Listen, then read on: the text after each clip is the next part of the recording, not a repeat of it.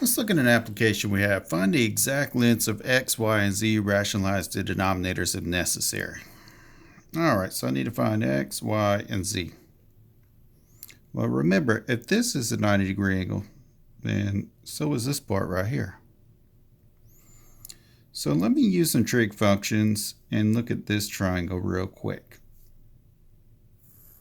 So let me look at this triangle. I have a right triangle. This is 260. That's 30 degrees.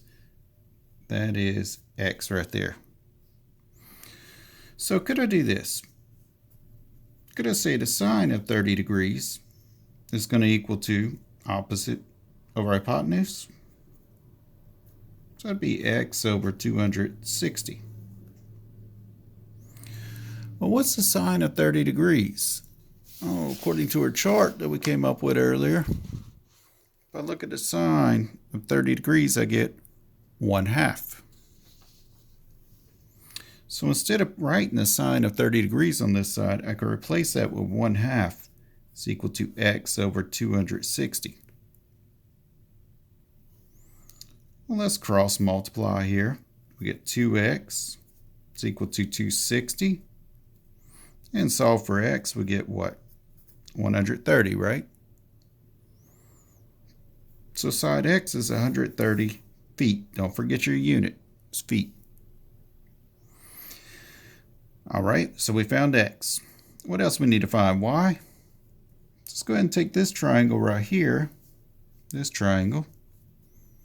And we'll redraw it right here. Here's 60 degrees. Here's a 90. Here's y. Here's x. But we know that's 130, right? What if I look at the sine of 60 degrees? Wouldn't that be in this triangle 130 over y?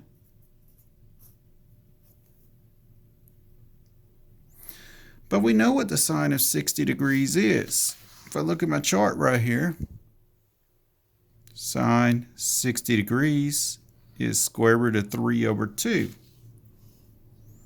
So sine of 60 degrees I could call square root of 3 over 2 is equal to 130 over y.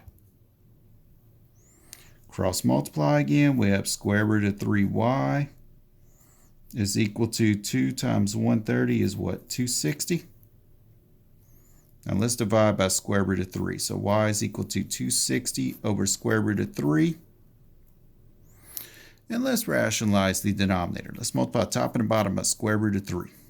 So we get y is equal to 260 square roots of 3 over 3.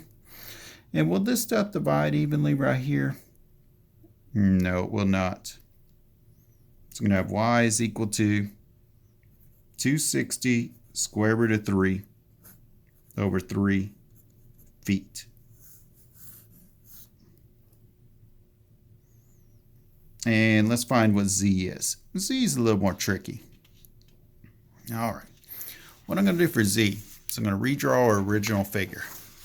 So our original figure looks something like this.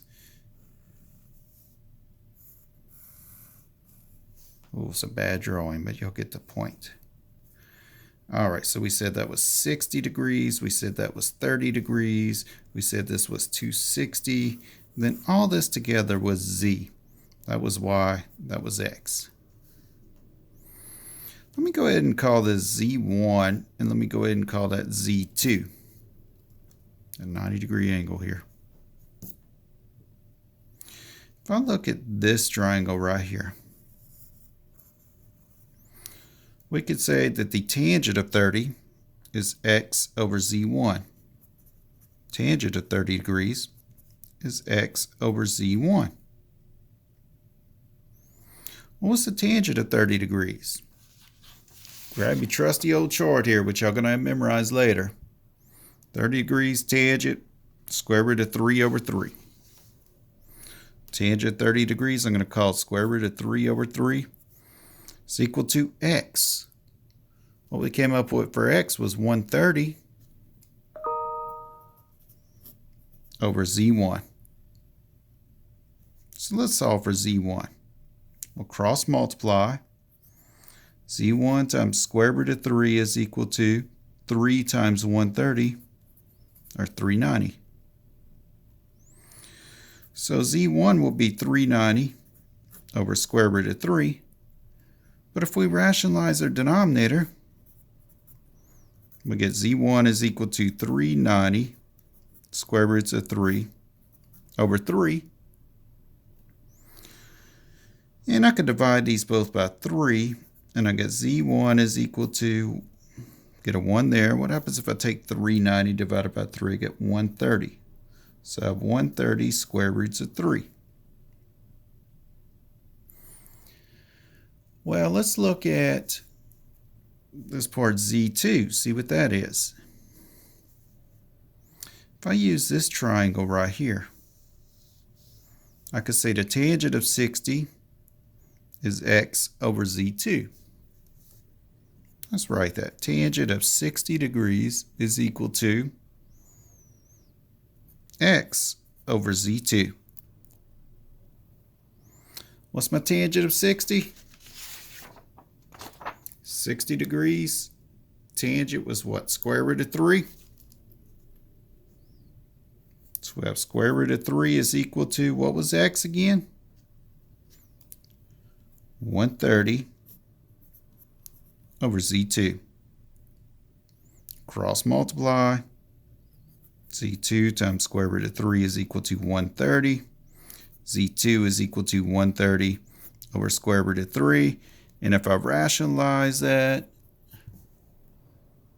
what do I get? Z2 is equal to 130 square roots of 3 over 3. But what I'm really looking for is Z. What is Z here? Z is actually Z1 plus Z2.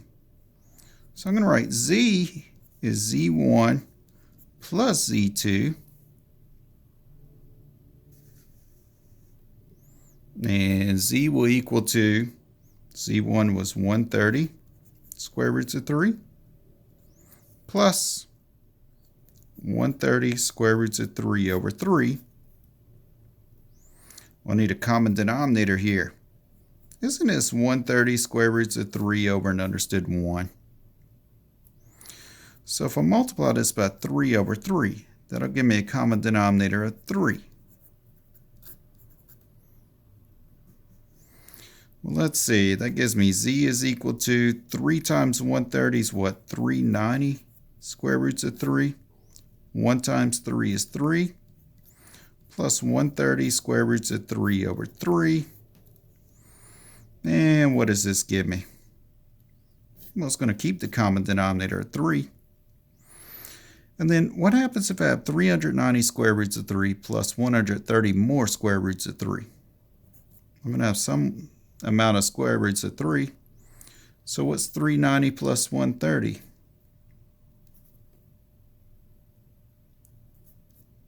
$520 square root of 3 over 3.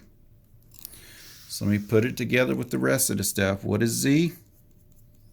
520 square roots of 3 over 3 feet. And we have X, Y, and Z.